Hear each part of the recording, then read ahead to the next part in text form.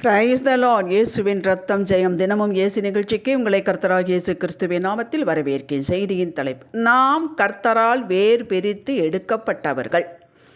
ஆதார வசனம் லேவியராகும் 20ஆம் அதிகாரம் 24வது வசனம்.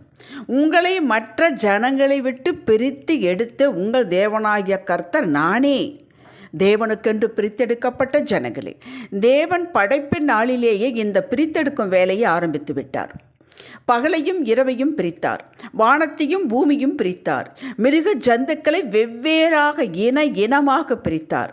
காரண காரியத்திற்காக தான் நிர்ணயம் பண்ணின காரியங்கள் வாய்க்கும்படியாக பிரித்தார். பூமியை ஜல பிரளயத்தினால் அழிக்க முன் நோவாவின் குடும்பத்தை பிரித்து எடுத்தார். ஆதியாகமம் 11ஆம் அதிகாரத்தில் ஒரே பாஷையை பேசிக்கொண்டிருந்த ஜனங்களை இவர்களது பாஷையை தாறுமாறாக்கி பூமி எங்கும் சிதறடித்தார், பிரித்தார். தனக்கென்று ஒரு தேசம், ஒரு இனம் வேண்டும், அவர்களை பரிசுத்த ஜாதியாக வைக்க வேண்டும், இனம் பிரித்து காட்ட வேண்டும், சாட்சியின் ஜனங்களாக வைக்க வேண்டும் என்பதற்காக ஆபிரகாமை அவனது இனம், தேசம், குடும்பத்திலிருந்து வேறு பிரித்து எடுத்து கூட்டிக் கொண்டு வந்தார். சுதந்திரவாளியும் வாக்குத்தத்தத்தின் பிள்ளையுமான ஈசாக்கிடமிருந்து இஸ்மவேலை பிரித்தார். வாக்குத்தத்தம் பெற்ற விசுவாச ஜனங்களுக்கும் மற்றவர்களுக்கு பெரிய வித்தியாசத்தை காட்டினார். எப்பொழுதெல்லாம் கர்த்தர் ஒன்றிலிருந்து இனி ஒன்றை பிரிக்கிறாரோ அதில் ஒரு பெரிய நோக்கம் உண்டு. சும்மா டைம் பாஸிற்கு அல்ல. யாக்கோபை ஏசாவிலிருந்து பிரித்தெடுத்தார். ஏசா உலகத்தை சார்ந்த சந்ததி. யாக்கோபை தனக்கு சுதந்திரமாக பிரித்தெடுத்தார். இஸ்ரவேலர்களை எகிப்திலிருந்து விடுதலையாக்கி பிரித்தெடுக்க காலம் வந்தபோது மோசேயும் ஆரோனையும் தயார் பண்ணி அடையாளங்களை கொடுத்து அனுப்பினார், பிரித்தார். இஸ்ரவேல் மக்களை யோசேப்புக்கு இருக்கும் வரை அவர்களை எகிப்தியர்கள் அடிமைப்படுத்த முடியவில்லை. யோசேப்பு மறைந்ததும் கோத்திர பிதாக்களும் மறைந்த பின் யோசேப்பை அறியாத ஒருவன் பார்வோனாக வந்தான். இவர்களை அவன் பிரித்து எடுத்து அடிமைப்படுத்தினான். பின் வரலாறு நீங்கள் அறிவீர்கள். இப்பொழுது மோசேயும் ஆரோனும் போய் அடையாளங்களை காட்டி அற்புதங்களை செய்யும் பொழுது கர்த்தர் எகிப்தியருக்கு வாதையை கொடுத்து தன்னுடைய மக்களுக்கு ஒரு கேடும் வராமல் பிரித்து காட்டினார். நம்மை எப்படி பிரித்து பாதுகாத்து வருகிறார், மறக்க வேண்டாம். நாம் அவருடைய சொந்த ஜனம், சொந்த மக்கள். அவரது மகிமை நாம் தான். தேவனுடைய பலனும் நாம் தான். நான் சொல்லலைங்க, வேதம் சொல்லுகிறது. தாவீது சங்கீதம் 33:12 கர்த்தர் தங்களுக்கு தெய்வமாக கொண்ட ஜாதியும் அவர் தமக்கு சுதந்திரமாக தெரிந்து கொண்ட ஜனமும் பாக்கியம் உள்ளது. ஆம், பிரித்தெடுக்கப்பட்ட ஜனமாகிய நாம் பாக்கியவான்கள். சத்தமாக சொல்லுங்கள். எப்பொழுது பிரித்தெடுத்தார்? எந்த வருஷத்தில் பிரித்தெடுத்தார்? கலாத்தியர் 1:15. பவுல் சொல்கிறான், நான் என் தாயின் வயிற்றில் இருந்தது முதல் என்னை பிரித்தெடுத்து தம்முடைய கிருபையினால் அழைத்த தேவன். இது பவுலுக்கு மாத்திரமல்லங்க, நாம் யாவரும் இந்த கேட்டகரி.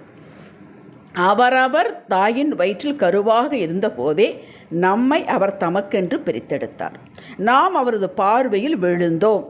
இந்த வெளிப்பாட்டை பெற்ற தாவீது சங்கீதம் 71:6 சொல்கிறான், நான் கற்பத்தில் உற்பவித்தது முதல் உம்மால் ஆதரிக்கப்பட்டேன். என் தாயின் வயிற்றில் இருந்து என்னை எடுத்தவர் நீரே. உம்மையே நான் எப்போதும் துதிப்பேன். தாயின் வயிற்றில் இருக்கும் போதே நம்மை குறித்து திட்டம் சித்தம் வகுத்து விட்டார். நீங்களும் நானும் சாதாரணமானவர்கள் அல்ல, உன்னதரின் மக்கள். அவரது திட்டத்தில் சித்தத்தில் இருப்பவர்கள்.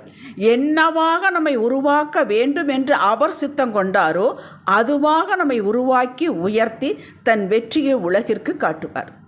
அவரது சித்தத்திற்குள் தோல்வி என்பதே இல்லைங்க. உங்களுக்கும் எனக்கும் தோல்வி என்பதே இல்லை. பாருங்கள், பாடுகள் வேதனைகள் வேறு, தோல்வி வேறு. அவரது சித்தத்திற்கு வெளியே இருந்தால் வெற்றி என்பதே இல்லை. இதுவும் அவரால் பிரித்தெடுத்து வைத்த சத்தியம். நமது உத்தியோகம், படிப்பு, வேலை, பிஸ்னஸ், குடும்பம், பிள்ளைகள், உறவுகள், உடன்பிறப்புகள், வாழக்கூடிய இடம், அவருடைய ராஜ்யத்தில் நமக்கு என்ன பணி, சகலமும் அவரது உள்ளங்கையில் வரைந்து வைத்து கொண்டார். ரோமர் 1:1 பவுல் தன் பணியை குறிப்பிடையில் சொல்கிறார், இயேசு கிறிஸ்துவின் ஊழியக்காரனும் அப்போஸ்தலன் ஆகும்படி அழைக்கப்பட்டவனும் தேவனுடைய சுவிசேஷத்திற்காக பிரித்தெடுக்கப்பட்டவனுமாகிய பவுல். கேட்டீர்களா? இதே போல் தேவ சித்தத்திற்கு வெளியே இருக்கும்போது சபையை அழித்து விசுவாச மக்களை துன்பப்படுத்தி ஜெயிலில் போட்டு கொண்டிருந்தார். இயேசு இடைப்பட்டார், பிரித்தார், மடை மாற்றினார், திசையை மாற்றினார், எண்ணங்களை மாற்றினார், சிந்தையை மாற்றினார், தன் சித்தத்தில் சேர்த்தார். அதன் பின் பாருங்கள், அவருடைய வாழ்வே வெற்றிக்கு நேராக திருப்பப்பட்டது. ஐரோப்பா முழுவதும் திருச்சபைகளை நிறுவினார். உங்கள் வாழ்வின் ஓட்டத்தை பாருங்கள். நீங்களாகவே இப்படி ஆக வேண்டும் என்று முடிவு எடுத்து போய் பின் வந்து மாறி திரும்ப வந்து அலைவுபட்டு அவருடைய சித்தத்தில் கொண்டு வந்து நிறுத்தி ரட்சிப்பை கொடுத்து தன் செட்டைக்குள் வைத்து கொண்டார். பிரித்தெடுக்கப்பட்ட மக்களாகிய நாம் இந்த உலகம், நியமம், போக்கு, சடங்காச்சாரம் இதிலிருந்து பிரிந்து அவரது செட்டைக்குள் தங்க வேண்டும். எங்கள் குடும்பம் இப்படி தாங்க, நாங்கள்லாம் இப்படிங்க, எங்கள் தாத்தா, அதையெல்லாம் விட்டுவிட வேண்டும். நாம் பிரித்தெடுக்கப்பட்டவர்கள். அந்த பழைய பேச்சு நமக்கு இருக்கக்கூடாது. உள்ளே வருவது வெளியே போவதுமாக நாம் இருக்கக்கூடாது. ஆவியானவர் நம்மோடு போராட மாட்டார், தர என்று இழுத்து கொண்டு வரமாட்டார். நமது முழு மனதோடு சொந்த விருப்பத்தில் வரத்தான் விரும்புகிறார். நாம் நமது பேச்சு, செயல், அணுகுமுறை எல்லாம் பிரித்தெடுக்கப்பட்டதாக இருக்க வேண்டும். மற்றவர்களைப் போல பேச முடியாது. நாம் எல்லோரையும் பேச அனுமதி நமக்கு இல்லை. ரோஷம், கோபம் பாராட்ட அனுமதி இல்லை. நம்முடைய பாதை குறுகினது, இடுக்கம். உலகத்தாருக்கு விசாலம், எப்படி வேண்டுமானாலும் பேசலாம், எங்கே வேண்டுமானாலும் போகலாம். அகலமான பாதை அவர்களுக்கு. ஆனால் முடிவு என்பது உங்களுக்கு தெரியும். நமக்கு நிறைய ரெஸ்ட்ரிக்ஷன் உண்டு. நாம் ஆசீர்வாதத்தை சுதந்திரித்து வாக்குத்தத்த பிள்ளைகளாக வாழ்ந்து மகிமைக்கு செல்ல வேண்டுமென்றால் நம்மை நாமே பிரித்து கொள்ள வேண்டும். எரேமியா 15:19 ஆண்டவர் சொல்கிறார், நீ தீழ்ப்பானதிலிருந்து விலையேற பெற்றதை பிரித்தெடுத்தால் என் வாய் போல் இருப்பாய் என்று கர்த்தர் சொல்லுகிறார். இதன் பொருள் என்ன?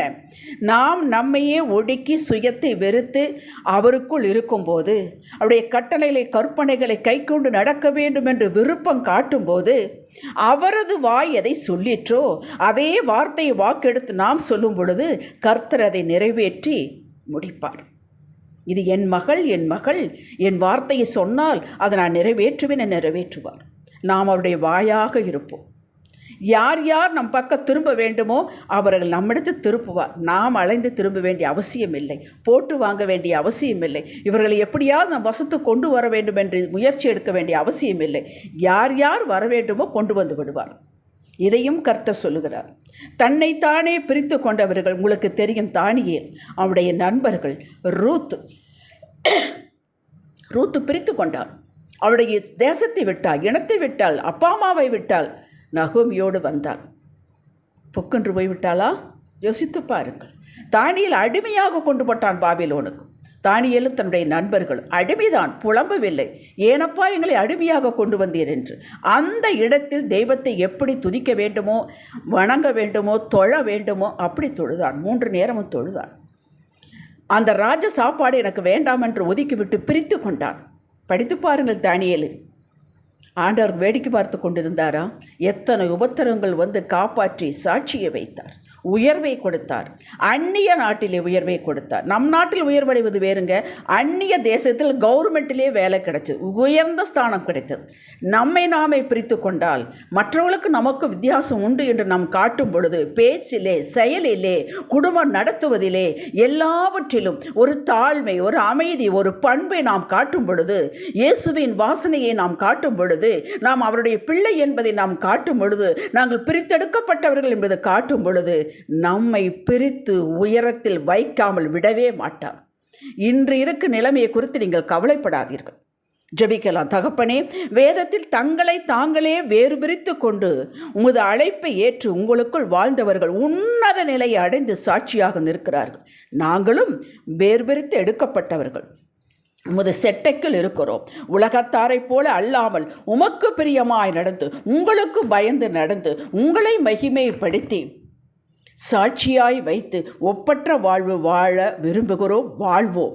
ஆவியானவர் எங்களுக்கு உதவி செய்வார். இயேசுவின் நாமத்தில் பிதாவே. இன்றைய சிந்தனைக்கு, நான் கர்த்தரின் பிள்ளை. விளக்கரையும் கொடுத்து என்னை இயேசு வாங்கியிருக்கிறார். என்னுடைய வாழ்வு விசேஷமானது, வித்தியாசமானது. ஆமேன். ஹல்லேலூயா.